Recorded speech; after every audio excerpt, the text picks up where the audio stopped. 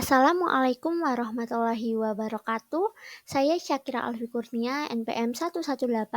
Di sini akan menjelaskan mengenai materi bumi dan strukturnya. Nah, materi mengenai bumi dan strukturnya ini ternyata dapat kita kaji dari beberapa bidang ilmu. Yang pertama, dari ilmu astronomi kita dapat mempelajari planet bumi, lalu bulan sebagai satelit, matahari, serta posisi relatif bumi, bulan, dan matahari. Nah, kemudian di bidang geologi kita dapat mempelajari mengenai struktur lapisan bumi, kemudian di bidang geofisika kita dapat mempelajari mengenai sifat batuan di bumi, serta dari bidang geografi kita dapat mempelajari mengenai fenomena alam di bumi serta mitigasi bencana. Nah, pertama mengenai bumi. Bumi ini merupakan salah satu planet di tata surya dan juga satu-satunya planet yang memiliki makhluk hidup.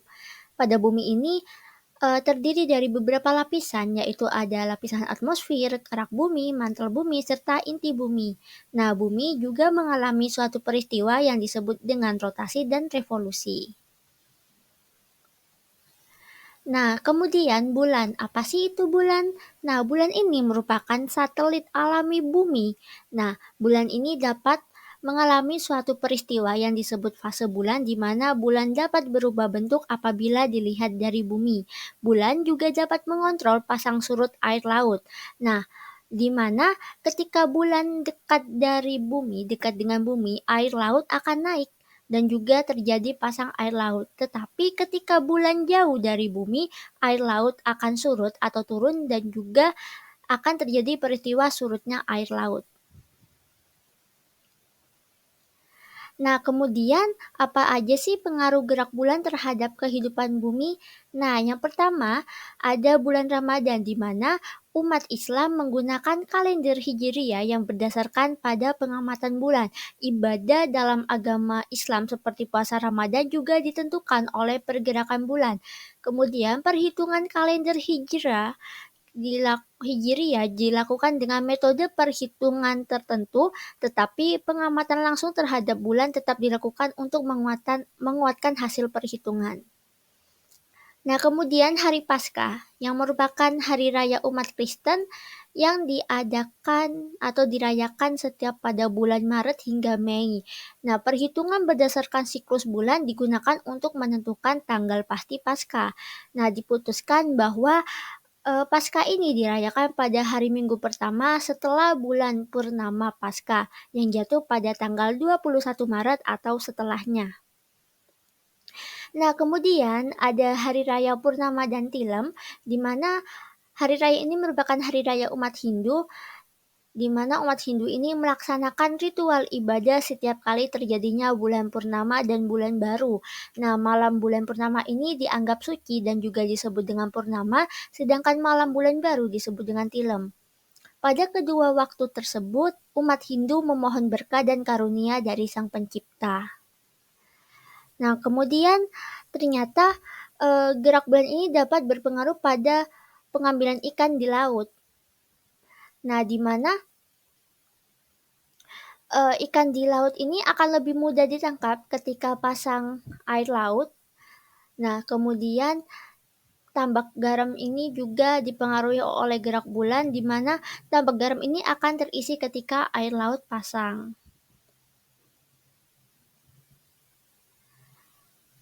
Nah, setelah kita mengetahui apa itu satelit alami bumi, nah kita juga harus mengetahui bahwa ada suatu pusat tata surya yang dikelilingi oleh bumi, yaitu matahari. Nah, matahari ini merupakan bintang terdekat dari bumi dan pusat tata surya. Pada matahari terdapat bagian-bagian yang dapat diamati melalui teleskop, yaitu bintik matahari atau cekungan di permukaan matahari yang terlihat lebih gelap karena memiliki suhu yang lebih rendah dibandingkan dengan sekitarnya. Kemudian ada suar surya, yaitu ledakan atau semburan energi yang terjadi di atmosfer matahari. Suar ini dapat mempengaruhi alat komunikasi seperti ponsel, radio, dan televisi yang ada di bumi. Kemudian ada prominensa matahari, yaitu bagian matahari yang menyerupai lidah api yang terlihat di permukaannya, mulai dari lapisan fotosfer hingga korona. Kemudian ada angin matahari. Angin matahari ini terbentuk oleh aliran partikel yang dipancarkan secara terus-menerus oleh matahari. Nah, sebagai bintang terdekat dari bumi dan juga pusat tata surya, matahari ini memiliki peran bagi kehidupan. Yang pertama, energi matahari dalam bahan bakar fosil. Nah, di mana organisme mati yang mati ribuan tahun yang lalu dan terkubur di bumi dipanaskan oleh matahari. Kemudian, bahan bakar fosil ini digunakan oleh manusia sebagai bahan bakar kendaraan. Yang kedua, kehangatan matahari untuk manusia. Lebih tepatnya untuk kesehatan tubuh, di mana berjemur di pagi hari dapat meningkatkan kesehatan tubuh manusia karena paparan sinar matahari dapat meningkatkan imunitas tubuh. Kemudian kehangatan matahari untuk bumi. Nah, sinar matahari yang diserap oleh bumi ini dapat menjaga suhu yang tepat untuk kehidupan, di mana tumbuhan juga membutuhkan sinar matahari untuk berfotosintesis. Lalu gravitasi matahari dapat menjaga bumi. Nah, gaya gravitasi matahari ini memiliki peran dalam menjaga posisi bumi dan planet-planet lainnya untuk tetap di orbit mereka. Kemudian matahari ini membantu dalam siklus air. Nah, karena panasnya matahari ini dapat menyebabkan penguapan air yang kemudian membentuk awan. Angin membawa awan dan akhirnya turun sebagai hujan yang membasahi tanah. Nah, kemudian mengenai pergerakan bumi dalam tata surya. Nah, dapat kita lihat pada slide berikut, bumi bergerak. Nah, ini dapat kita ketahui bahwa bumi ini bergerak pada porosnya. Nah, pergerakan bumi pada porosnya ini disebut dengan rotasi bumi.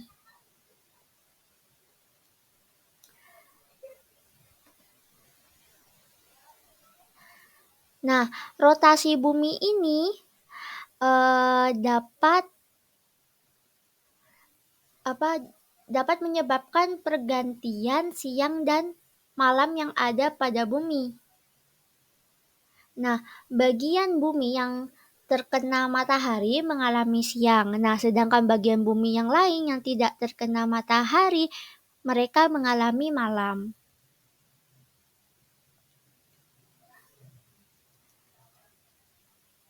Nah, kemudian pergerakan bumi dalam tata surya yang lainnya yaitu revolusi. Revolusi ini merupakan pergerakan bumi yang memutari atau mengelilingi matahari. Nah, pergerakan revolusi ini dapat menyebabkan perubahan musim yang ada di bumi.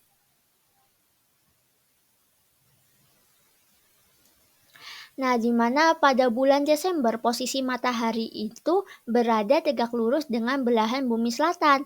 Pada masa ini, belahan bumi utara mengalami musim dingin, sedangkan belahan bumi selatan mengalami musim panas. Di lingkaran kutub utara, saat ini adalah durasi malam terpanjang, bahkan dapat terjadi 24 jam tanpa sinar matahari. Nah, kemudian pada bulan Maret, posisi matahari tegak lurus dengan garis khatulistiwa. Daerah-daerah yang terletak di garis khatulistiwa seperti negara kita sendiri yaitu Indonesia mengalami musim kemarau. Belahan bumi utara mengalami musim semi serta belahan bumi selatan mengalami musim gugur. Nah, pada bulan Juni, posisi matahari berada tegak lurus dengan belahan bumi utara, sehingga belahan bumi utara mengalami musim panas dan belahan bumi selatan mengalami musim dingin. Nah, berdasarkan gambar yang tertera, daerah kutub selatan sama sekali tidak menerima sinar matahari, sehingga selama 24 jam akan terasa seperti malam hari. Nah, pada bulan September, posisi matahari kembali tegak lurus terhadap khatulistiwa.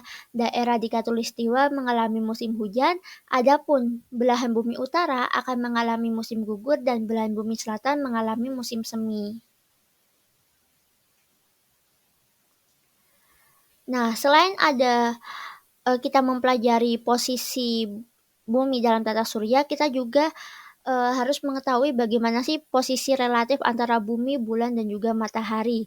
Nah, posisi relatif antara bumi, bulan, dan matahari ini dapat menyebabkan suatu peristiwa yang disebut dengan gerhana. Nah, gerhana ini merupakan peristiwa langit yang terjadi ketika satu benda langit menutupi cahaya dari benda langit lainnya. Nah, ada dua jenis gerhana yang terjadi, yaitu gerhana matahari dan juga gerhana bulan.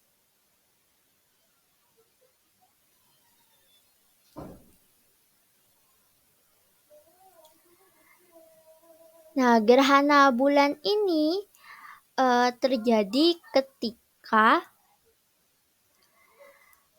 bulan berada dalam bayangan bumi yang membuatnya tampak lenyap sebagian atau seluruhnya. Gerhana bulan dapat terjadi sebanyak 3 kali dalam setahun. Nah, dapat kita lihat pada video ini, gerhana bulan terjadi ketika bulan purnama. Pada waktu gerhana bulan, cahaya matahari yang seharusnya diterima bulan terhalangi oleh bumi. Jadi posisinya ketika gerhana bulan ini, bumi berada di tengah di antara matahari dan juga bulan. Nah, gerhana bulan ini dapat berdurasi hampir 2 jam. Dan gerhana bulan ini aman dilihat atau diamati dengan mata secara langsung.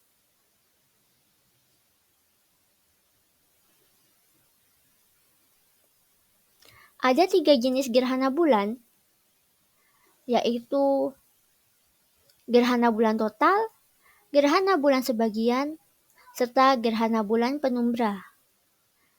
Nah, gerhana bulan total ini terjadi ketika bulan berada pada umbra.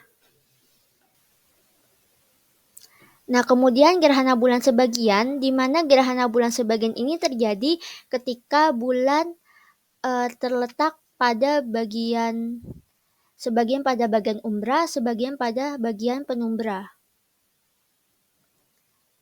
Gerhana bulan sebagian tampak seperti ini. Nah, kemudian gerhana bulan penumbra. Gerhana bulan penumbra ini terjadi ketika bulan terletak di bagian penumbra.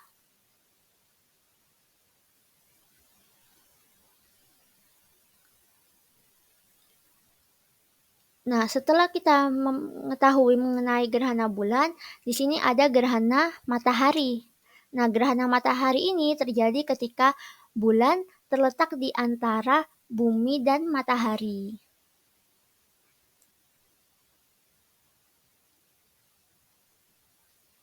Nah, dapat dilihat pada cuplikan video ini. Di sini bulan yang berada di antara bumi dan matahari menghasilkan bayangan yang menutupi sebagian wilayah yang ada di bumi. Nah, gerhana matahari ini ada beberapa jenis, yaitu gerhana matahari total, gerhana matahari sebagian, serta gerhana matahari cincin. Gerhana matahari total ini terjadi ketika seluruh bagian bulan menutupi bagian bayangan matahari yang harusnya sinar matahari itu langsung jatuh ke bumi, tetapi karena ada bulan yang menutupi sehingga bulan membentuk bayangan dan menyebabkan beberapa wilayah di bumi itu nanti menjadi gelap. Nah, kemudian ada gerhana matahari sebagian. Nah, di mana bumi ini dia tidak tepat berada di belakang bulan. Kemudian ada gerhana matahari cincin. Terjadi ketika bulan berada posisi jarak terjauhnya dari bumi, sehingga tidak dapat menutupi seluruh permukaan matahari. Dan juga menghasilkan fenomena unik di mana terbentuk cincin pada langit. Nah, setelah kita mempelajari bagaimana sih posisi relatif bumi dan matahari ini, kita juga harus mengetahui mengenai struktur lapisan bumi. Nah, di sini struktur lapisan bumi itu ada beberapa, yaitu dari atmosfer ini kita ada troposfer, stratosfer, mesosfer, termosfer, serta eksosfer.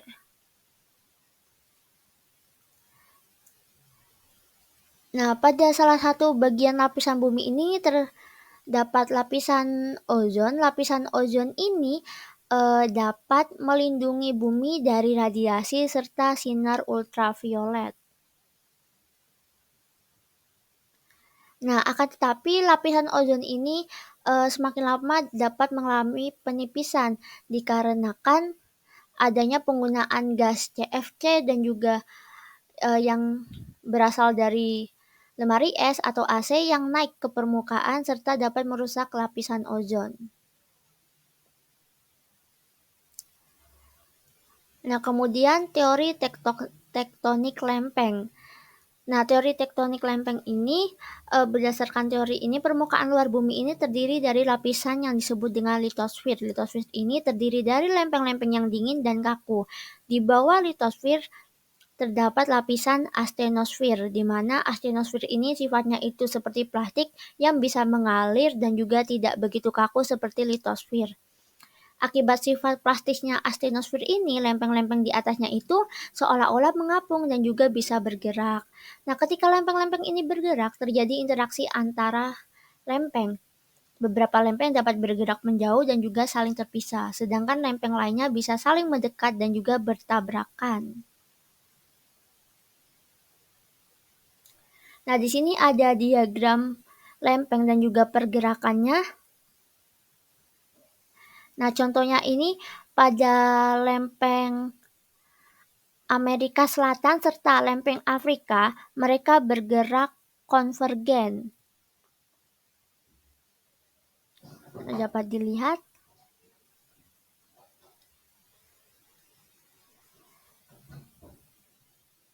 Di sini juga pada lempeng Amerika Utara serta Eurasian, mereka juga bergerak secara konvergen.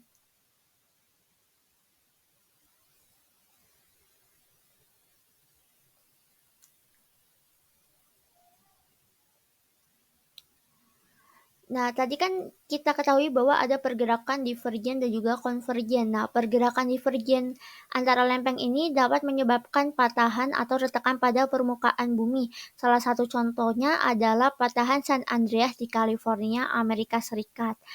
Patahan ini memiliki panjang sekitar 1.300 km dan dianggap salah satu patahan terbesar di dunia.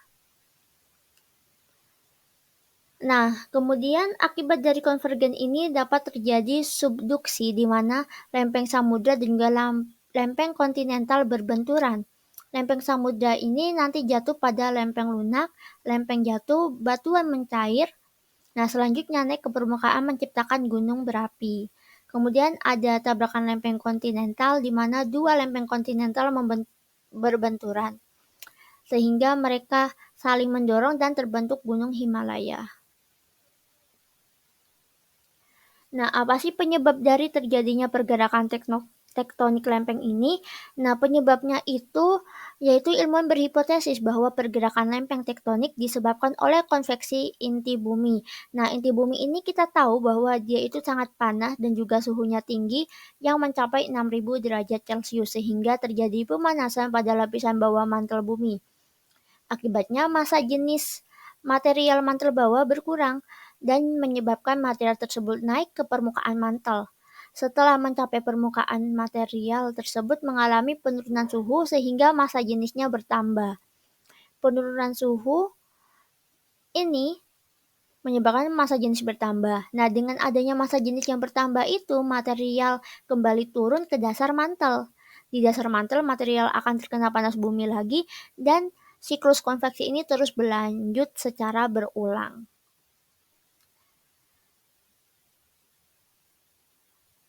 Nah, selain litosfer tadi juga kita ada hidrosfer, di mana hidrosfer ini menggambarkan bagian dari lapisan air di bumi. Nah, air yang ada di bumi ini mengalami suatu siklus berulang yang disebut dengan siklus air. Nah, siklus air ini terjadi ketika adanya proses penguapan. Nah, oleh matahari, di mana matahari ini menguapkan air yang ada di laut dan permukaan bumi. Nah, uap air yang terbentuk akan naik ke atmosfer dan mengalami kondensasi sehingga membentuk awan. Nah, awan-awan yang terbentuk kemudian akan bergerak sesuai arah angin. Proses penguapan terus berlangsung setiap hari sehingga jumlah air di dalam awan semakin banyak. Ketika awan sudah tidak mampu menampung lebih banyak uap air akan turun kembali ke permukaan bumi dalam bentuk hujan. Nah, hujan ini akan mengisi cadangan air yang ada di permukaan bumi, seperti sungai, danau, dan air tanah. Nah, siklus air ini terus berlanjut secara terus-menerus.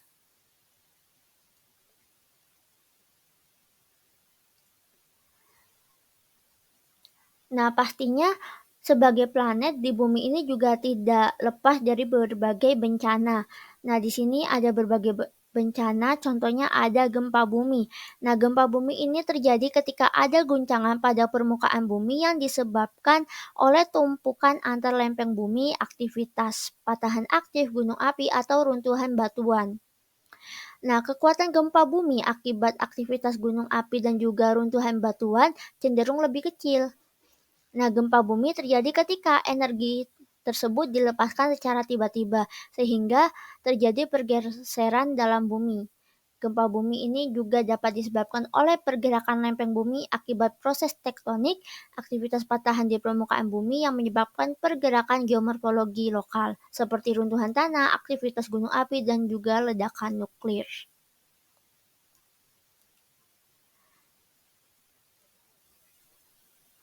Nah, skala terbesar kecilnya gempa bumi ini diinterpretasikan dengan skala Richter, di mana skala Richter 1,5 ini setara dengan bahan peledak 3 kilogram.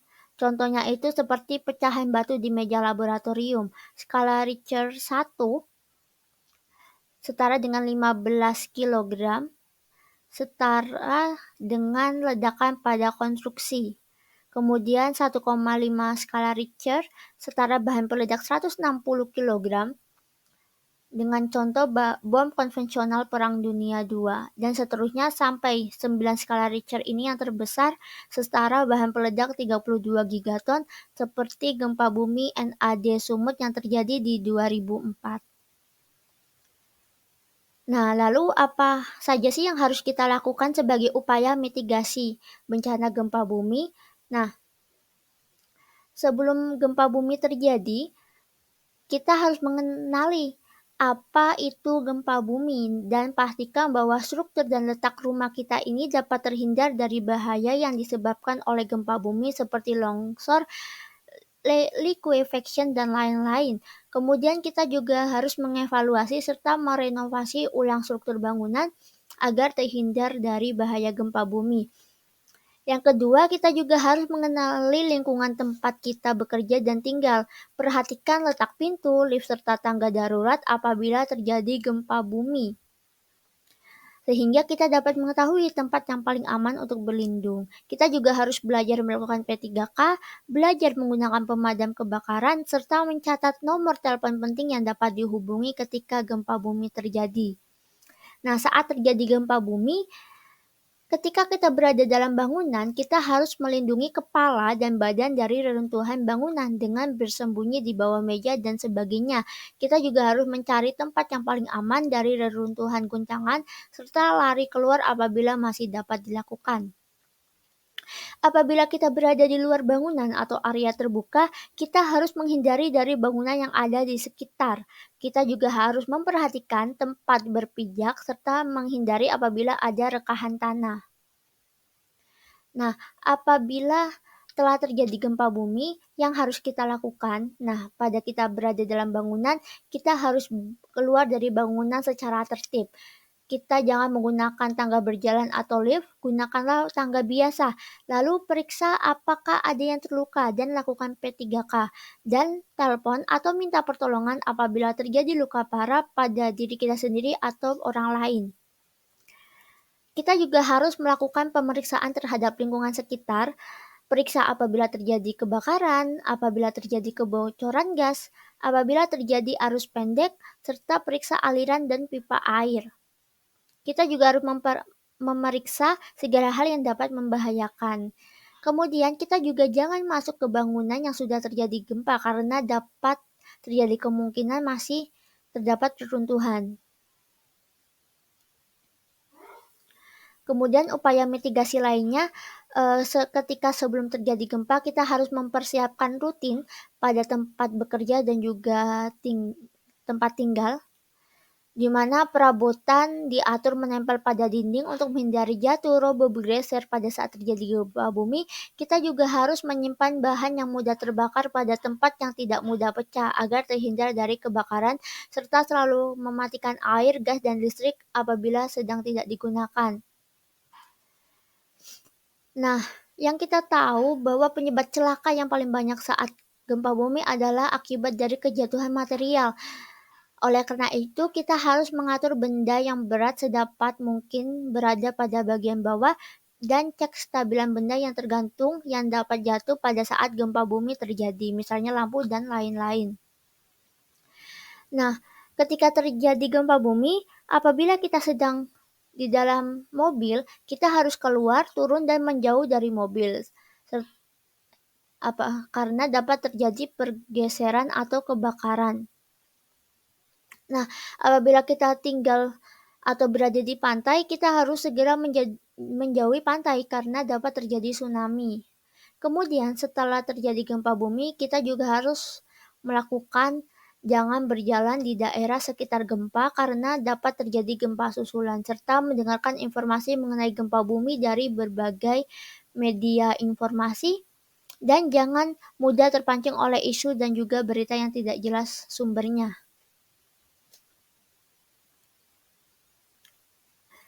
Nah, kemudian upaya mitigasi lain ketika sebelum terjadi gempa bumi, kita harus menyiapkan kotak P3K, senter, radio, serta makanan, suplemen, dan air. Nah, apabila sedang terjadi gempa bumi, jika kita tinggal di pegunungan, kita harus segera menghindarinya karena dapat terjadi longsor. Nah, setelah terjadi gempa bumi, kita juga dapat melakukan pengisian angket yang diberikan oleh instansi terkait untuk mengetahui seberapa besar kerusakan yang terjadi, serta kita jangan panik dan juga jangan lupa selalu berdoa kepada Tuhan demi keamanan dan keselamatan kita semua. Nah, selain gempa bumi, ada juga tsunami, di mana tsunami ini dapat dijelaskan sebagai gelombang laut dengan periode yang panjang yang disebabkan oleh gangguan tiba-tiba di dasar laut. Gangguan ini dapat berupa gempa bumi tektonik, erupsi gunung berapi, atau longsoran. Nah, gelombang tsunami ini memiliki pusat yang disebut dengan epicentrum yang terletak di lautan yang jauh dari pantai. Nah, walaupun ketinggian gelombang tsunami di tengah lautan hanya sekitar 1 meter, gelombang tersebut dapat merambat dengan kecepatan tinggi antara 500 sampai 1000 km per jam. Saat mendekati pantai, kecepatannya akan melambat sekitar 30 km per jam, namun tinggi gelombang tsunami di dekat pantai ini dapat meningkat drastis mencapai puluhan meter.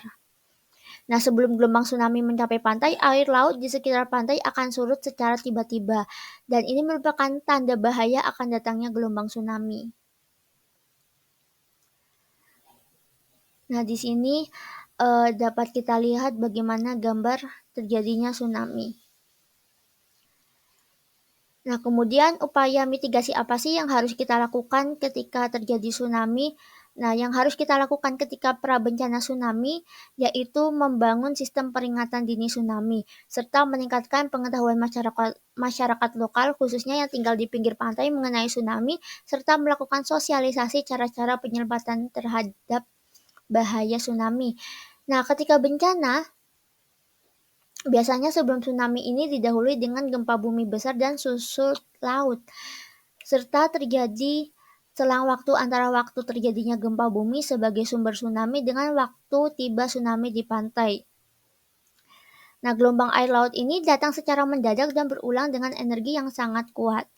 Di Indonesia, tsunami terjadi dalam waktu kurang dari 40 menit setelah gempa bumi besar di bawah laut. Nah, ketika kita sudah mengetahui tanda-tanda tadi, kita harus melaporkan secepatnya kepada petugas yang berwenang maupun institusi terkait. Nah, setelah terjadi bencana gempa bumi, yang harus kita lakukan ini melakukan pembangunan tempat evakuasi atau shelter di sekitar daerah pemukiman, pembangunan tembok penahan tsunami, dan penanaman mangrove pada garis pantai yang beresiko tsunami. Nah, kemudian ada gunung berapi. Gunung api ini merupakan timbunan yang berbentuk kerucut atau lainnya di permukaan bumi yang dibangun oleh material hasil letusan atau tempat keluarnya magma, gas, dan batuan cair dari dalam bumi. Letusan gunung api ini dapat terjadi karena adanya pancaran magma dari dalam bumi yang berhubungan dengan pergerakan panas secara konveksi, proses konveksi akibat pergerakan dan pembentukan lempeng bumi, serta penumpukan tekanan dan suhu tinggi dari magma yang melepaskan energi. Nah, di sini ada tingkatan level letusan gunung berapi. Yang pertama ini normal, di mana berdasarkan pengamatan hasil visual, kegempaan dan gejala vulkanik lain tidak memperlihatkan adanya kelainan. Yang kedua, waspada. Di sini secara visual atau hasil pemeriksaan kawah, kegempaan, dan gejala vulkanik lain. Kemudian ada siaga, peningkatan semakin nyata. Lalu adanya perubahan kegiatan cenderung diikuti letusan. Kemudian tingkatan level awas, tingkatan yang menunjukkan jelang letusan utama. Letusan awal mulai terjadi berupa abu atau asap serta diikuti dengan letusan lain. Nah, upaya mitigasi yang kita lakukan ketika bencana gunung berapi yaitu berada di radius aman. Lalu kita harus menjauhi lembah dan aliran sungai, menggunakan masker atau kain basah untuk melindungi pernapasan, menghindari tempat yang terbuka untuk melindungi dari hujan abu vulkanik, serta kita juga harus mengenakan pakaian yang tertutup. Kemudian ada banjir. Banjir ini merupakan kondisi ketika air sungai meluap melebihi level normalnya yang menggenangi lahan rendah di sepanjang sungai. Nah, upaya mitigasi yang kita lakukan untuk bencana banjir ini, yang pertama sebelum banjir kita harus mengetahui sumber informasi dan pengumuman banjir. Kita juga harus mengenali tanda-tanda banjir. Kita juga harus memeriksa saluran-saluran air dan juga bersihkan jika memang ada yang menyumbat. Kita harus memastikan bahwa tempat pengungsian dan penyimpanan barang dan surat berharga jika terjadi banjir, membuat rencana pengungsian, mempersiapkan perlengkapan tanggap darurat, dan juga memperhatikan rumah jika tidak cukup kuat, upaya memperkuat rumah agar tidak hanyut ketika banjir. Nah, ketika muncul tanda-tanda banjir, kita juga harus selalu memperhatikan pengumuman banjir, kemudian mengisi tempat-tempat penampungan air bersih, kemudian memindahkan peralatan rumah tangga yang berada di luar rumah, dipindahkan ke dalam rumah atau tempat yang tidak terkena genangan air jika memungkinkan. Kita juga harus menyimpan surat-surat atau dokumen penting di tempat aman dari datangnya air dengan membungkusnya dengan ban yang kedap air. Mematikan aliran listrik dan juga keran air, menginformasikan pada tetangga mengenai apa yang kita ketahui serta bersiap untuk kemungkinan mengungsi. Nah, ketika banjir saat kita berada di luar rumah, kita harus bergerak ke tempat yang lebih tinggi dan aman, menghindari daerah-daerah genangan air, dan juga jangan berkeliaran di wilayah banjir. Kita juga harus mengawasi anak-anak, jangan minum air banjir, serta jika berada dalam kendaraan dan ketinggian air meningkat, lebih baik meninggalkan kendaraan dan bergerak ke tempat yang aman. Nah, ketika kita berada di rumah, kita tetap pantau perkembangan banjir melalui media informasi. Jika ada himbauan untuk mengungsi, lakukanlah. Nah, jika harus mengungsi, segera lakukan. Lalu, dahulukan anak-anak, orang cacat, dan juga orang lansia, serta mengikuti jalur-jalur evakuasi yang telah dilakukan. Nah, ketika kita berada di pengungsian, jangan biarkan anak-anak bermain di air banjir. Nah, kemudian setelah kita kembali ke rumah setelah banjir, jangan langsung masuk rumah. Berhati-hati, mungkin ada bahaya yang bersembunyi. Periksa kerusakan pada dinding, lantai, pintu, dan atap. Kemudian periksa kalau ada binatang seperti ular, serangga, dan tikus yang mungkin berbahaya. Kita juga harus memperhatikan langit-langit dan juga dinding yang mungkin terbelah, terbuka, dan roboh. Kemudian periksa kabel-kabel dan juga alat listrik yang terendam dalam air. Periksa bahan-bahan yang mudah terbakar dan mungkin mengalir pada saat banjir. Kemudian buang bahan-bahan makanan yang terendam. Periksa kerusakan pada sepi tank atau WC. Kemudian periksa juga sumber air bersih di rumah. Jangan biarkan anak-anak bermain di air banjir. Juga jangan memasukkan tangan ke dalam sudut ruangan atau lemari yang gelap atau tidak jelas isinya. Mungkin bisa saja binatang bersembunyi. Cuci barang yang akan digunakan kembali dengan sabun anti kumat. Nah, tikus dan lalat kerap berkeliaran sesudah banjir, jadi jagalah kebersihan makanan, serta laporkan kerusakan fasilitas umum kepada pemerintah. Nah, demikian penjelasan mengenai materi bumi dan strukturnya. Tadi kita sudah mempelajari bumi, kemudian ada satelit bumi, matahari, posisi relatif bumi, bulan matahari, kemudian ada berbagai bencana dan juga upaya mitigasi bencana. Apabila ada kesalahan dalam penyampaian materi, saya mohon maaf. Terima kasih. Wassalamualaikum warahmatullahi wabarakatuh.